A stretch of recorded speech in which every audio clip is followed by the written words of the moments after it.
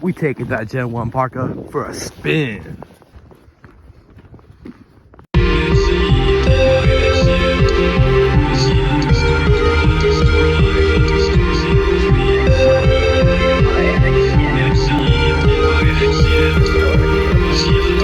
What's up, y'all? Today I'll be reviewing the Gen 1 ECWCS Gore-Tex Parka in the classic M81 Woodland camouflage.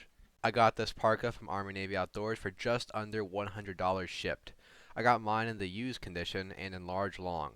Army Navy Outdoors also carried a similar parka in 3-color desert camouflage, but that one doesn't have the Gen 1 liner, nor is it in drippaflage. My parka is made of 100% nylon and was made by the government contractor Tennessee Apparel Corps back in 1995 or 96. Searching up the national stock number gives you some neat info. I'm not sure what a nuclear hardened feature is when it comes to this jacket, but I know it doesn't have it. The exterior and interior shell are made of nylon, forming a waterproof layer. Also, the national stock number relates us with the knowledge that the exterior has infrared reflectance, which means it won't glow under night vision. In the description, it says that the interior lining is taffeta, which is a silk-like material that is made out of silk, polyester, or in our case, nylon. I know tons of people such as Robert's Bushcraft who prefer this parka over other USGI parkas specifically because of its taffeta lining. Can't blame them because it is comfortable. The interior also features a taffeta windskirt with a drawcord to help keep the wind out of your parka. The hood is lined with the same taffeta material as the interior and features a soft bill and drawstrings to help form the hood to your head. The hood can't be rolled up, so when I saw these metal buttons, I was dumbfounded as to what their purpose was along with the Velcro. Thanks to Northwest Scout's awesome video on this model of parka, I learned that the buttons were for a fur liner that could be attached for extra warmth. During my first outing in the elements, the hood performed well and kept the snow out of my eyes and off the top of my head. Overall, I am satisfied with how it performed. Seeing right now, it's protecting me from the elements pretty well. The parka is closed by a heavy-duty Xleepy YKK zipper with a long pull in tandem with a weather guard that is closed with metal snap cap buttons to prevent the elements from coming through. The national stock number description calls the zipper a slide fastener, which I find kinda cool. I have never searched up the NSN numbers of any of my military garments until now. Now that I know what kind of info the NSN number provides, I'm going to be geeking out for weeks.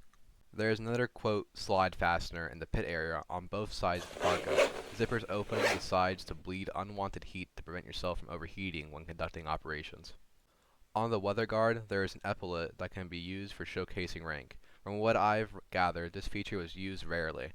Either way, it is cool and is closed by a metal snap button. As for the pockets, there are 2 pockets toward the bottom of the jacket that are closed by 2 Velcro strips and 1 metal snap button.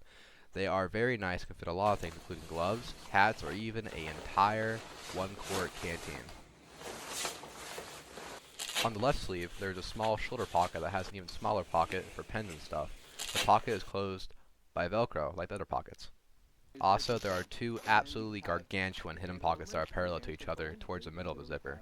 These pockets are humongous and can fit whatever you want to put in them besides a Ford F-150. I know that might be a deal breaker for some, but overall, these are utilitarian and can be used for convenient hand warmer storage, or for maps, hats, or whatever you want. These pockets are also waterproof and are closed by Velcro. On the sleeves, there are elbow reinforcements and a Velcro blousing system that can conform the sleeve to your wrist size. I like to run my sleeves long when it's cold outside because I'm not a fan of my wrists getting cold. Like, I'll be completely warm and toasty and have just that little sliver of wrist getting harassed by the elements. Luckily, this parka pampers me and keeps my wrists covered no problem.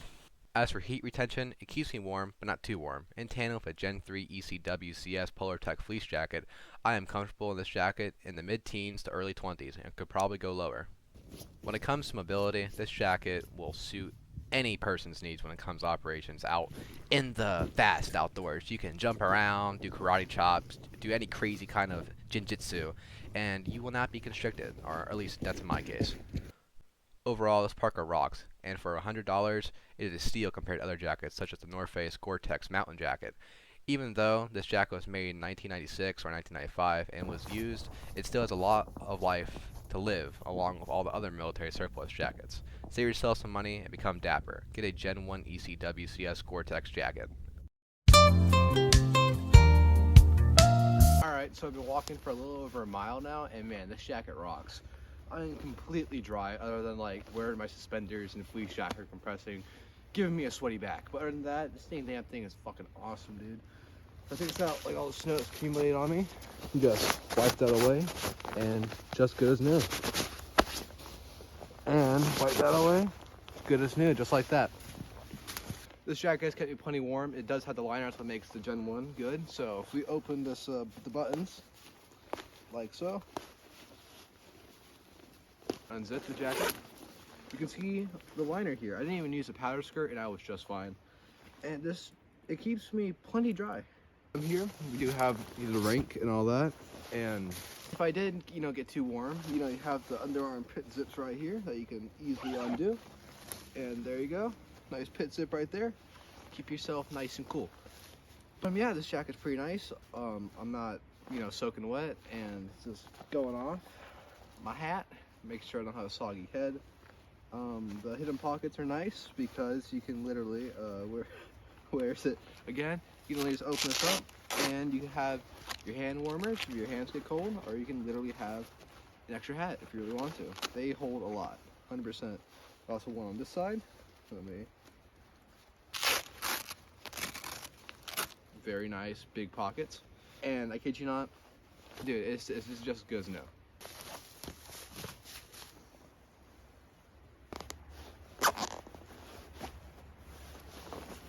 And if you're still, for some reason, not sold on how like literally waterproof this damn thing is, you know, it is Gore-Tex. You know, just because it's old doesn't mean it's not waterproof. Like, check this out.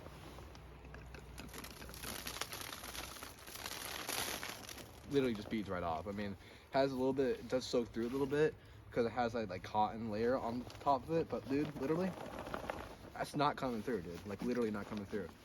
Still not believe me? Check this out.